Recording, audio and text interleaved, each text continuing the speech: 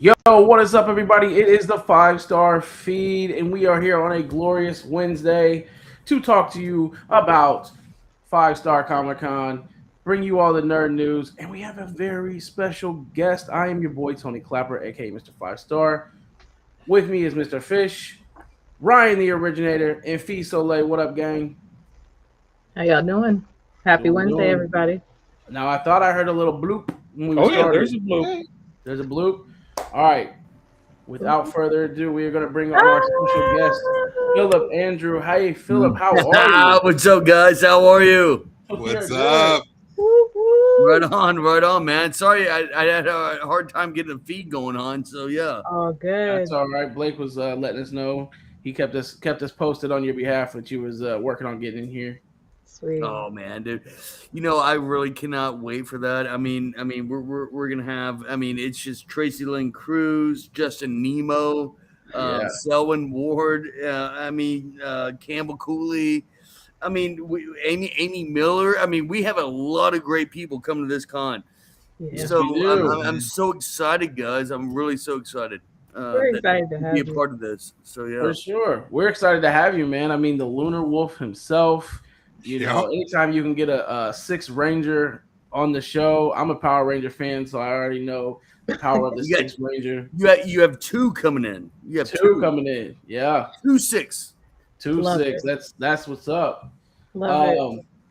So here on the Five Star Feed, we get into a little bit of nerd news, but we definitely want to just introduce you to the guests, let you know who's to the people that are watching. So really quick, just in case somebody doesn't know who you are, why don't you go ahead and say who you are, what it is you do, and we'll start from there. You saw me? Yeah. Yeah, Phillip, just in Oh, case. okay. All right. Yeah. All right. Cool. Hey, everybody. I'm Phillip Andrew, the Lunar Wolf Power Ranger from Wild Forest Power Rangers. And I will be in Dayton, Ohio for Funko Pop. I'm sorry, Five Star Anime. And I will be there with Justin Nemo, Selma Ward, JC, sorry, Tracy Lynn Cruz, and everybody, and Selma Ward, Amy Miller.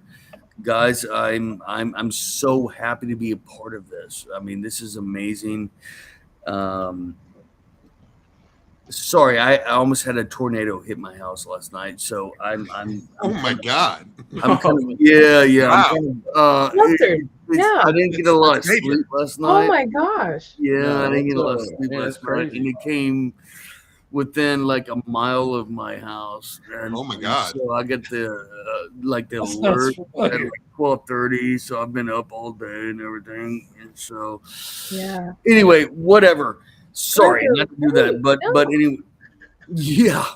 Yeah, you get that alert at 1 o'clock in the morning, and then you go outside, and it's just the wind's just blowing so hard, it's like going Yeah. crazy, and they're like saying take shelter right gotta now, life apologize for that. threatening, whatever. And so I apologize, guys. But anyway, That's all right. woo. It's been a rough day. But anyway. You're here. You Well, made it. yeah, we just want to ask you a few questions, if that's okay. Yeah, absolutely. So one of my questions for you is, Power Rangers is where it's at, and you, I'm guessing, audition, and you get the call that you're in. Like, what goes through your head when you get the call? Like, man, I'm about to be on Power Rangers. Like, what was that? What did that feel like for you? All right. Okay. Yeah, I get that all the time. So basically, when Mighty Morphin came out in 1993, I was already in high school. Yeah, Okay? So I never watched Power Rangers. I heard about it. I just, I was, whatever. My childhood best friend and I moved out to San Diego, California in 1999. and then about 8 months later, I moved up to L.A. and I was doing what I was doing. I was doing I was working for the Hilton Resort and all that kind of stuff. And some guy came up and said, "Hey, what are you doing?" Anyway, he hooked me up with an actor coach or whatever who I still talk to this day. Okay. And I just kept, I was going out for TV shows, movies, whatever. And then I get a call, hey, you get an audition for Power Rangers. And I'm like, what, that kids TV show? Like what? like what? And I'm like, all right, cool. I'll go in there and do it. All right, cool. But it was for Time Force. It wasn't for Wild Force. It was for Time Force. Oh, okay. Yeah. I didn't get it. So they called me back the next year. And again, it was I was getting auditions for, big time stuff. And I'm like, here's, Power Rangers, whatever. What is it about the ones you don't give a shit about that you actually get casted? Yeah. I was sitting there listening to people. It was like one of them ones where you could sit there and, you're sitting there waiting to audition, but you could listen to everybody in their audition. And I'm just like, oh God, that's horrible. Oh my God. Oh man, I could do better than that. Oh my gosh, whatever. And you're talking about like 100 people in there or something like that or whatever. And I just went in there and did it. And seven auditions later, we went through Christmas hiatus, and then they called my manager back in and said, we want to see him again. And my manager said, well, screw you, in so many words. You've seen him on film. You have him like 6 or 7 times. Either hire him or F off. Yeah. And they're like, okay, yeah, he's hired. All right, so I came in there. All right. But I'm not. I still didn't know what the whole realm of Power Rangers was. I didn't get it. I was just like, all right, cool, whatever. And the first week of filming through the dailies, the executive producer came back up and said,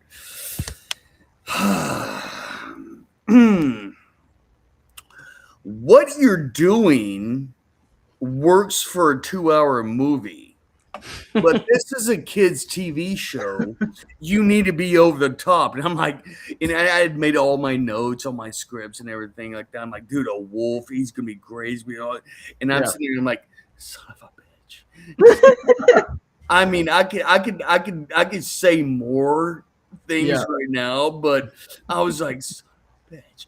So I had to go in there, and and it was not easy, being over the top, and kids Sunday morning, and I wrote this character out to be just not, like crazy, whatever. I mean, it was not Saturday morning TV.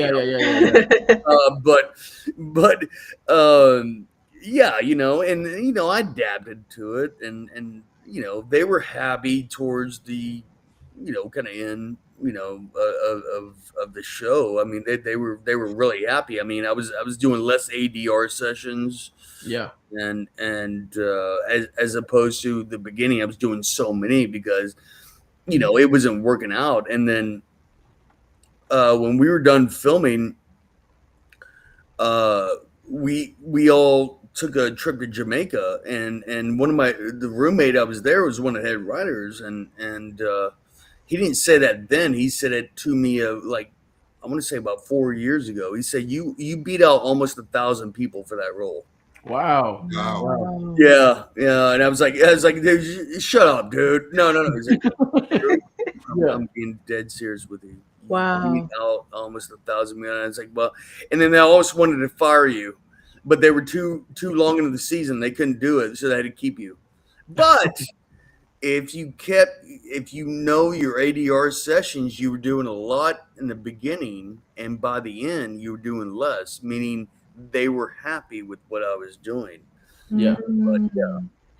I like that, man. That's an interesting story. It's interesting how those things come about. And you said, it's the one that you didn't really care about that role at the time. You're like, it's the one that you're just auditioning for all these different things. What's some of the stuff? I'm just curious, and if you can share, like, what's some of the other stuff that you was auditioning for at the time that you kind of like really was wanting at the time, like stuff that you were like, man, this is what I would really want to happen. I'm just curious to some of those other roles that you were auditioning for, if you could Oh my share.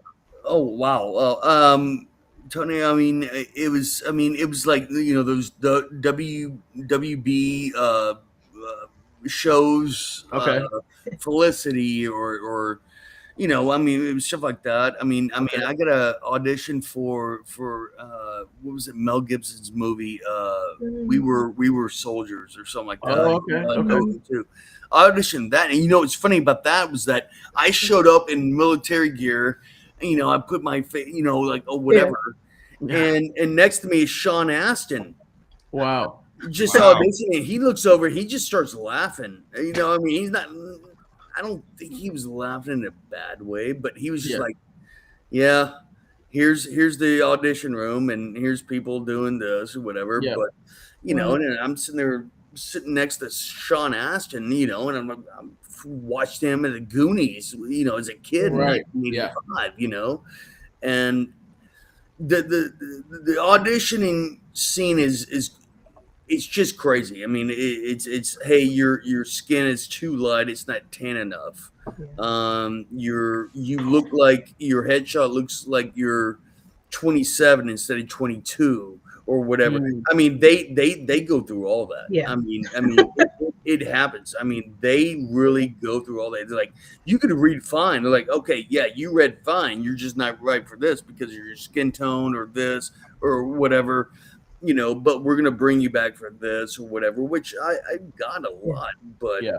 at the end of the day, uh, I think Hollywood just has a very it's a very interesting industry. How about that? It's a good Yeah. word. And that's why I left 20 years ago. How about that? Mm. For sure, I can understand that. So you're in this journey. You're filming. You're in the Power Rangers, and what moment did it click? Like, okay, this fandom is real. Okay, this is something like, because obviously, like now you tour and you do all these shows, and you're heavy on the Power Ranger scene, and you're doing all these cons.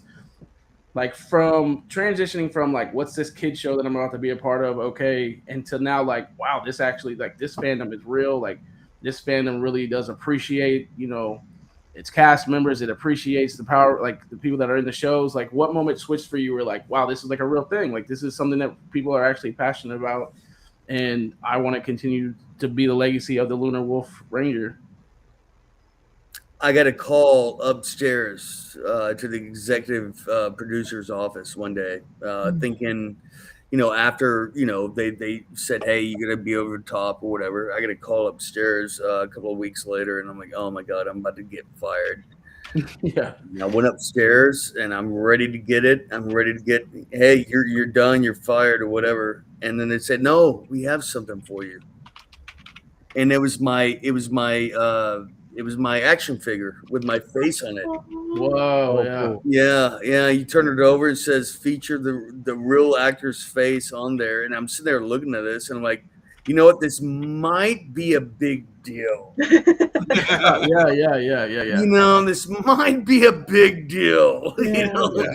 And so, I try to adapt to it, and of course, with Forever Red season came out in hours, with all the Red Rangers, Right. and, Yeah. Jason David Frank and everything like that. And I was not in that I was not in that episode, Right. but I was paid because that was in my contract. So I had like a week and a half or whatever vacation or something like that. And I was like, man, no, I'm gonna take vacation. If I knew then what I knew now, I would have gone up back to the studios and I would have watched that because I never got to meet JDF. Oh, really? And no, I did not know. I was in the same building with him, but I never got to meet him. Mm. And I heard he was just amazing with his fans and everything. And I don't know, mental illness, whatever. I mean, fans are still, but in the Ranger community, we still, it's something really tough to talk about, you know. Yeah. So, but um, yeah, I mean, it's one of those things right there where you sit there and 24 years later, I mean, I didn't think it would be something like this where Yeah. I'm going out of the country or Yeah. whatever. Like I went to Japan a year and a half ago, Yeah. and out of 30 years, I mean, JDF went over there, but he didn't sign. He went to the studios. Mm. Other than that, nobody's been over there to sign. Not even Mighty Morphin. I was like, what?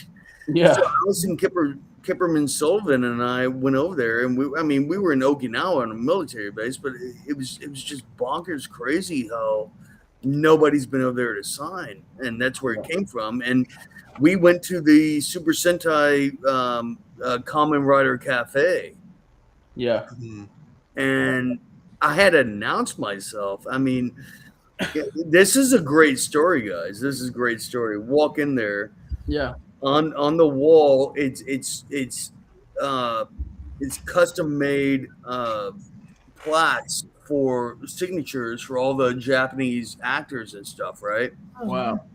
And then you go further than that. I mean, you have all the tables and stuff. You go further than that. It's on my Instagram. I mean, if you go back to 24, it's on there. And then it's 2001 Super Sentai, and I'm just like, bingo, there I am. Yeah. Well, here's the funny part is that I went up there and I said, "Me, America no Gao Silver." That's Lunar Wolf and, Yeah. and the Super Sentai. And they were like, huh? Me, America Gao Silver. No. All right, hold on 1 second. Hold on. All right, so I'll go back to my table and I grab a couple. I had some of my prints, right? You Yeah. know, and I put them. I go up there and give him two of the prints. He's looking at that. He says, "Oh,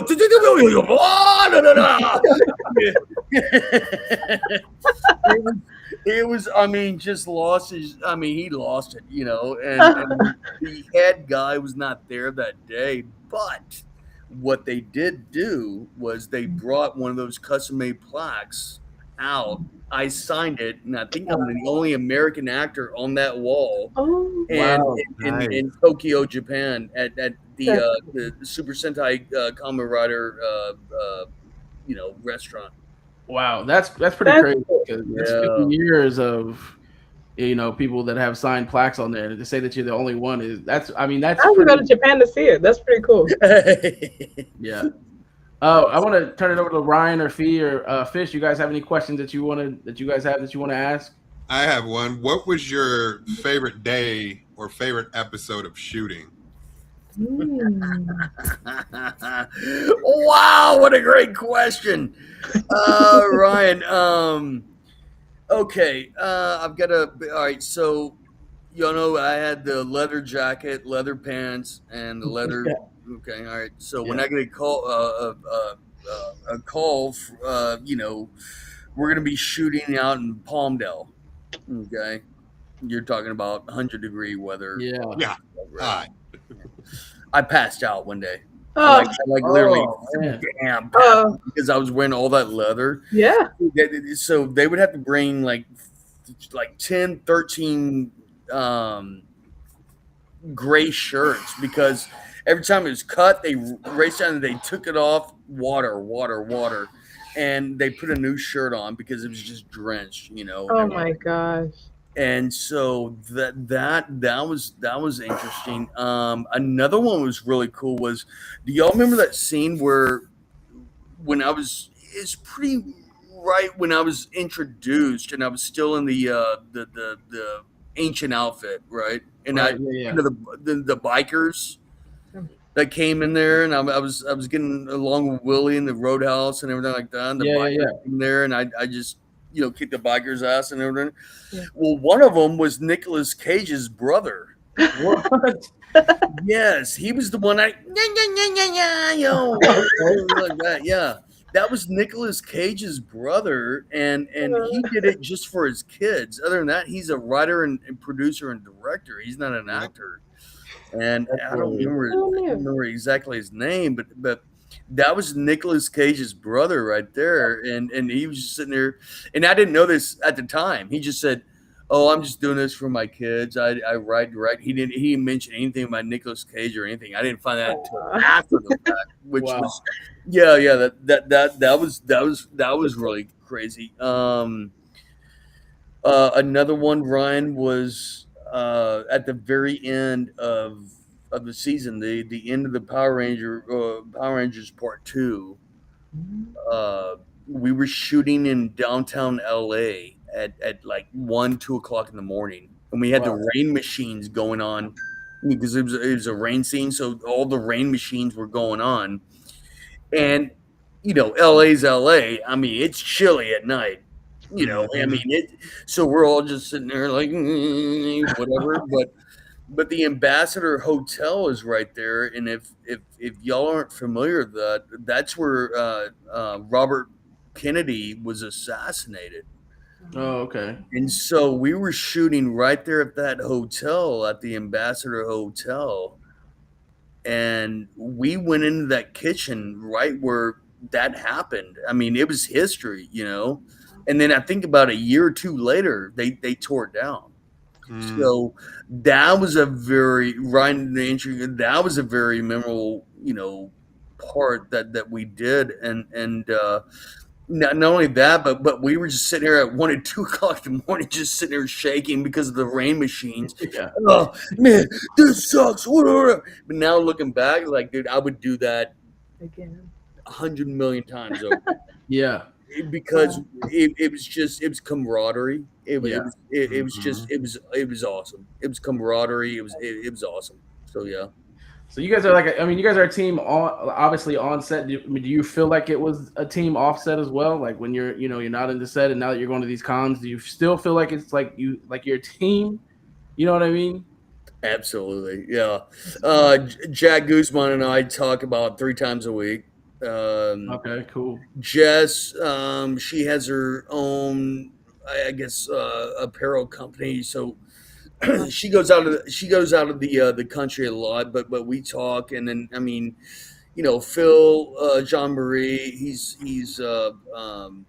family and kids, and he's a real estate agent, and then Allison's over in Ireland, and so I mean, we all still keep in touch. I mean, we were, a couple of us, the thing with the Power Ranger circuit is that unless it's Power Morphicon or Power Rangers Pop, in Atlanta next week. Yeah. Right? I'm sorry, not next week, next month. Next month, But yeah. that's when we all get together, and it's a fraternity sorority kind of a thing. Mm. It's we're all in our own. We know what's up, and then we're all on different circuits. We hit different places. Some of us will hit up at one or whatever, but when we get to that one big one, Power Wolfcon, Pasadena, or that's when we all get together and things get out of control. Yeah. Yeah, I've actually been to Ranger Stop Atlanta. But to answer your question, yes, we all through other seasons we're very tight. We're very tight. It's a fraternity sorority. Yeah. Yeah, I guess I didn't think about it like that. It is like different graduation classes. Yeah. Absolutely. I mean, there you go. And I mean, I was never in a fraternity in college, but I mean, that's essentially, I mean, that's what it is. It's it's that, or hey, we're gonna buy into this show, we're gonna be there, like hey, I bought into the show, bingo, I'll be there with Cardenas and Karen Ashley, and it'll be David Fielding and I too along. So it'll be all 4 of us. Yeah. Or you can go to another one where I bought it with Sean Johnson, for Lightspeed Rescue, Red Ranger, and then you got a 6 Ranger right here. We're gonna be in Denver at Fan Expo at the end of next month. You buy in, and you go in there, and you just, you go to places that you haven't been, and you meet these amazing fans, and it blows my mind. I mean, a lot of times they know more about the whole show than I do. I just, you know, they're like, "Do you remember this scene, this?" And I'm like, "No." In my No. mind, I'm like, "No, I don't." But we did it. Can I get through this question? Yeah. And make it look legit, you know? Yeah. That's the thing about fans, man. They if they've watched the show so many times, they're gonna remember all the little details and everything. More than I do. Yeah. I mean, when it comes to camaraderie, when it comes to those moments, like you said, that you would just go through a million times. When it comes to like your stunts or anything, was there certain things in particular where you were just like, yo, that looked really badass. Like I'm proud of that. Like I'm gonna go like talk about that. What was one of like your stunts or things when it came to training and doing that safely that you would say was your favorite? Zero. Oh, Zero. Because it was in our contract, because we were union, unlike Mighty Morphin. They were not union. They were not union. Yeah. Yes. So in our contract, it was we couldn't do a whole lot of stuff. I mean, we couldn't do a lot of, and yes, I mean, during hiatus or whatever, we would go out to the studios, and the Japanese stunt Koichi's going to be Koichi and Sakamoto, his wife Sakamoto, they're gonna be in Pasadena. I haven't seen him in forever. I can't wait to see him. But it was their team that were the stunt doubles. It was in our contracts. We can't do all this and whatever. No, I mean, we did a couple of things here and there. It's like the guy that did Zanaku. I did oh gosh, I was up there in top of Beverly Hills one night at a park, and it was one of the Japanese stunt doubles in the Zanaku uniform, and he didn't speak English, so he was feeding his lines to me in Japanese, and then I had to react to that in in English, of course. Yeah. And then a lot of people are like, well, weren't you in that outfit, or didn't you do the voice, whatever? No, man, that's called Hollywood movie magic, because it was that. And then there's a really cool guy. He's an anime voiceover actor, does a lot of stuff. His name is Lex Lang. Yeah. And he's the one who voiced Zanaku. Got you. So yeah, that was supposed to be me, but it was not me physically in any But yeah, a lot of cool stuff. So yeah. My buddy Esteban was asking, are there any annoyances or nitpicks or anything anybody had with anyone in the production staff or with each other, like little pet peeves that got to people throughout, making the show? Of course. Like question.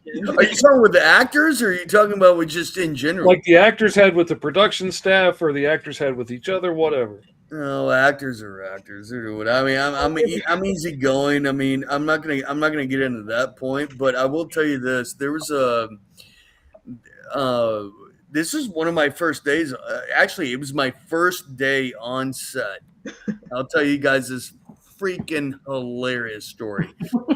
I drive in and I'm blaring Kiss, Lick It Up, like big time at 6 a.m. And the guy was like sitting there just like he had long blonde hair. It turns out he's a huge Kiss fan, right? We were like, we became friends after the show, all kind of stuff, whatever. But anyway, he's like, turn down. And then he's on the microphone, whatever. And then the second AD, second assistant director, right? He's like, okay, the new guy's in. What does he want to be called?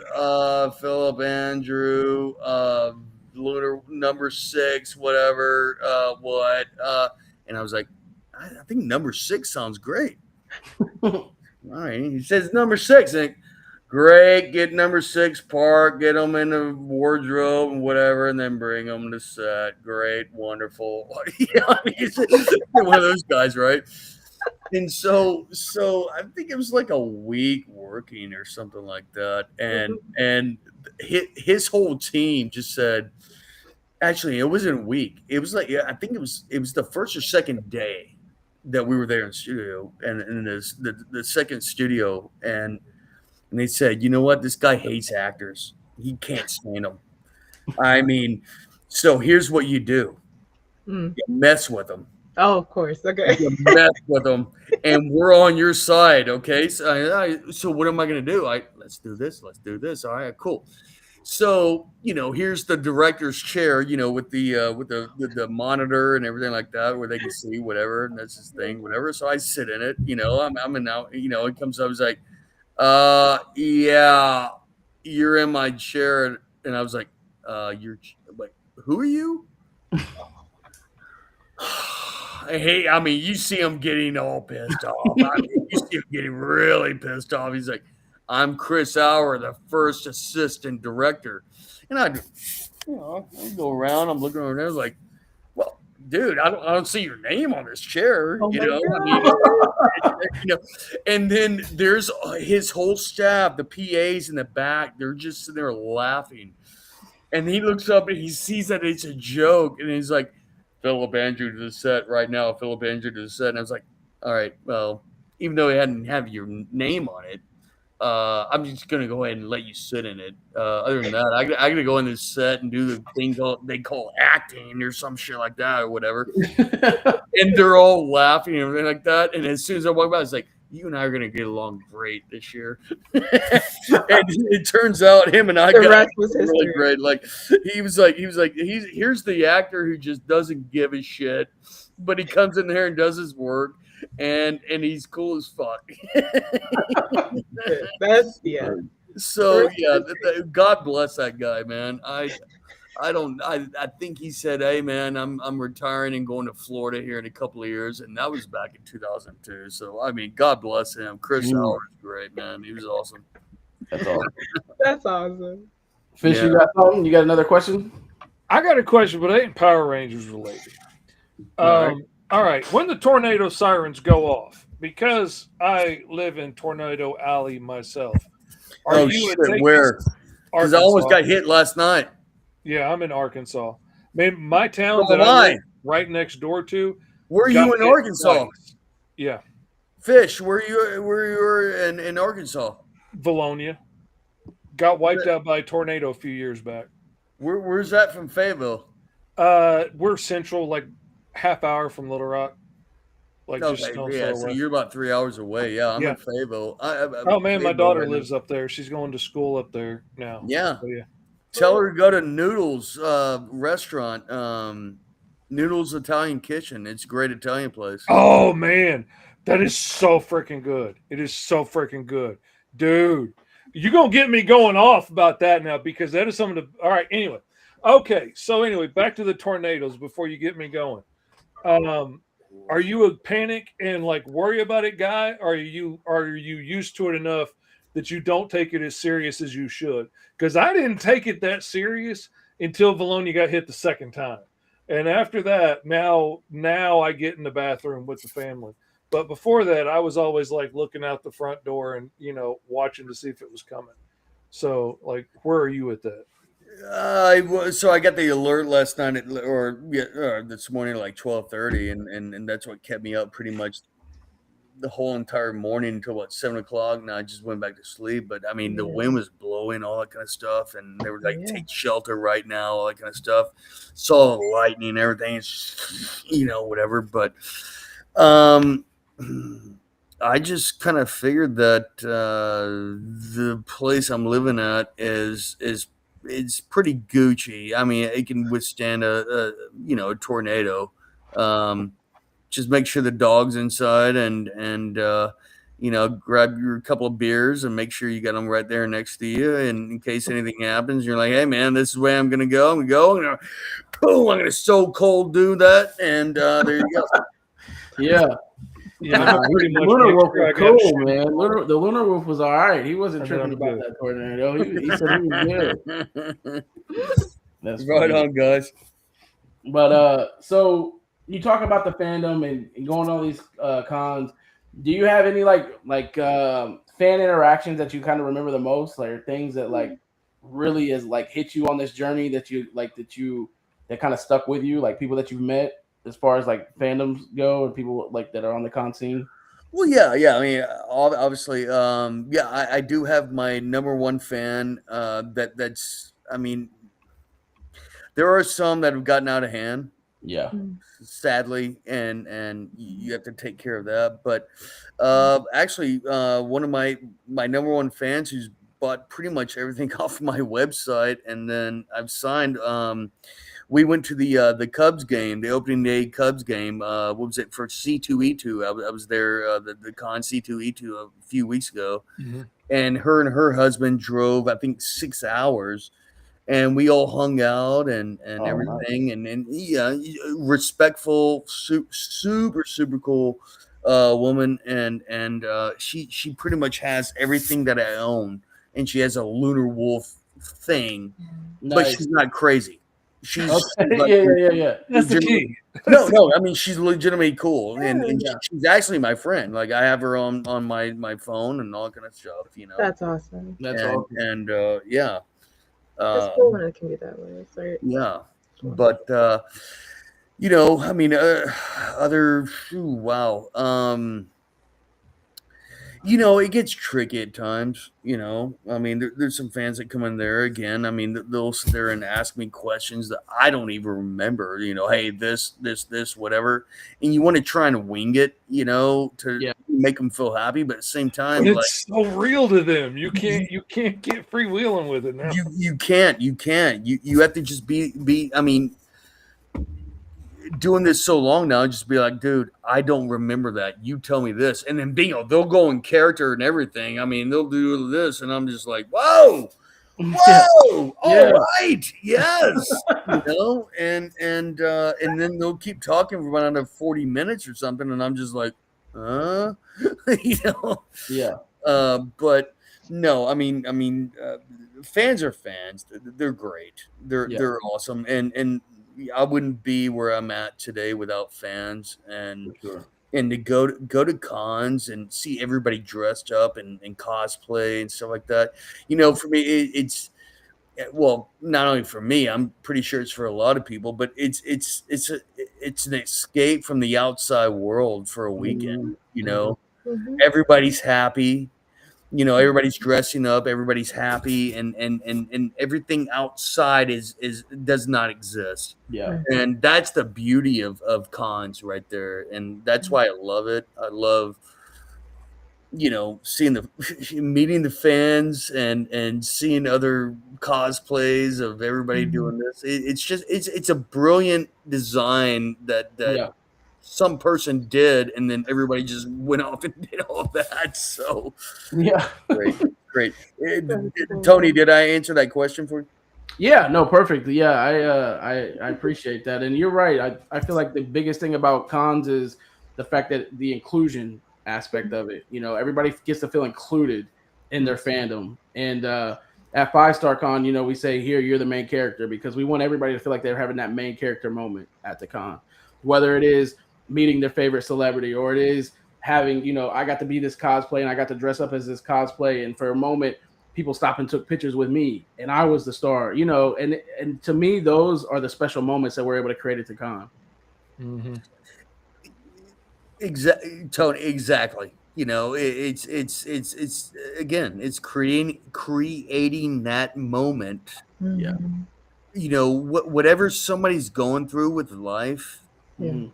you know, and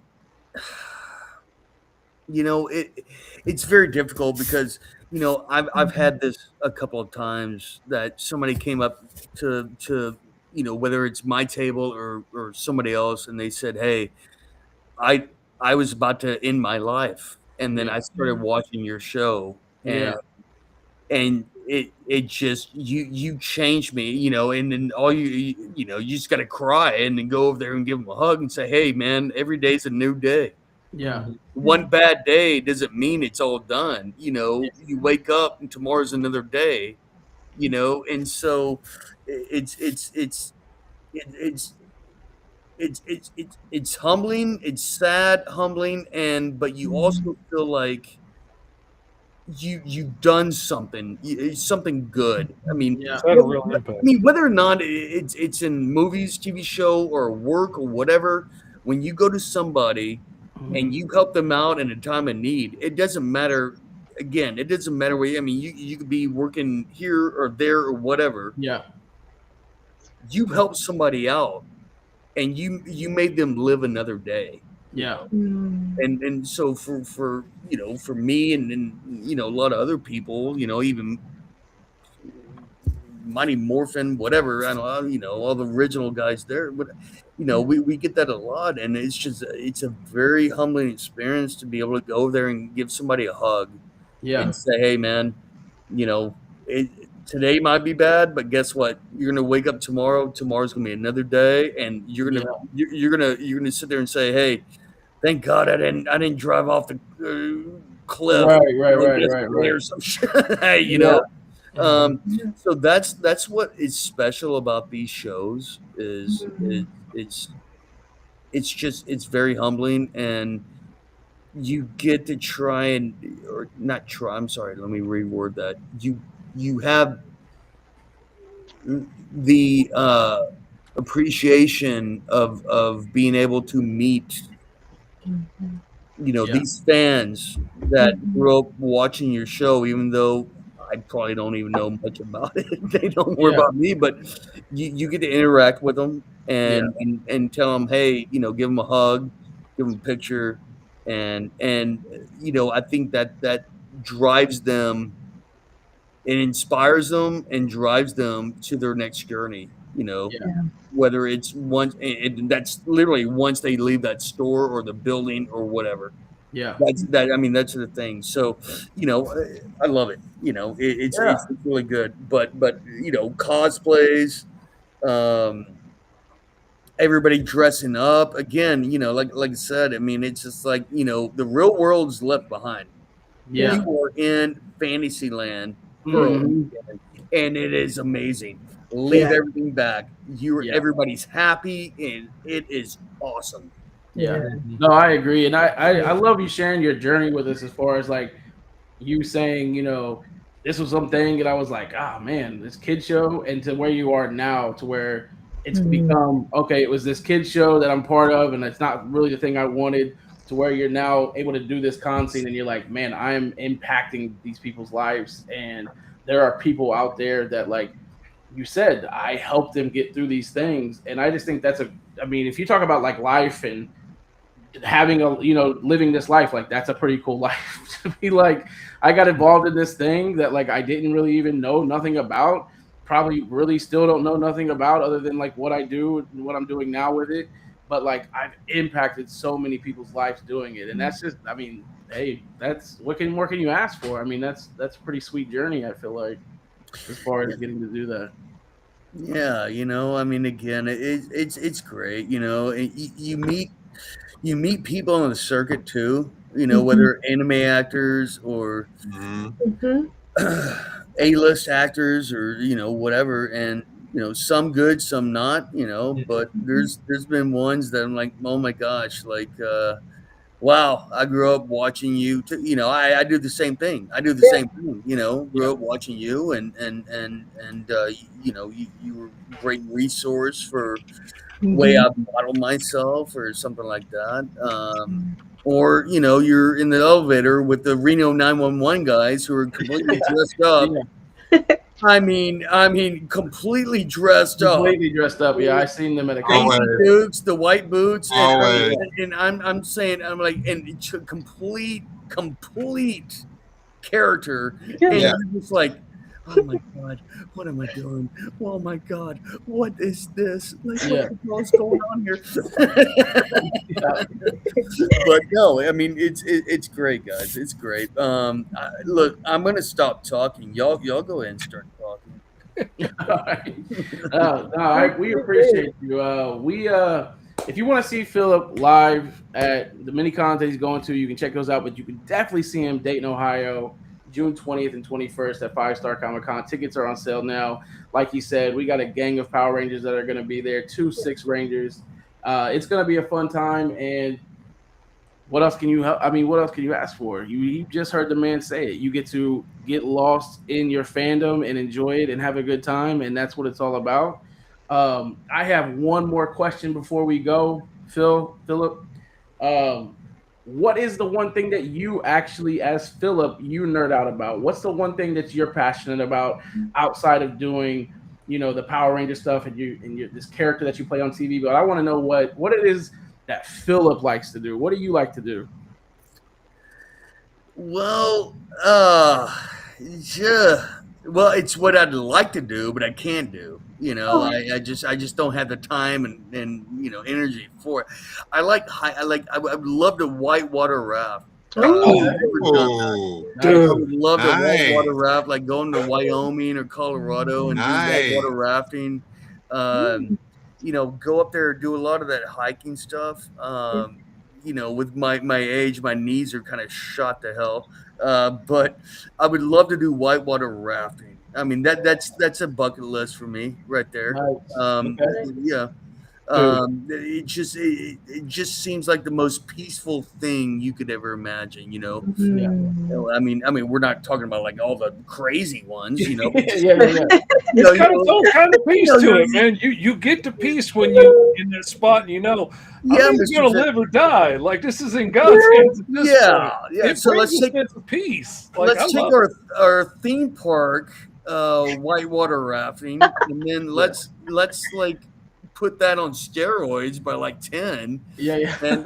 And we have a guy that's going to keep us there, like not get us killed or anything, but yeah. But no, guys, no, Fivestar Comic Con. All right, guys, we're going to be Dayton, Ohio. It's going to be myself.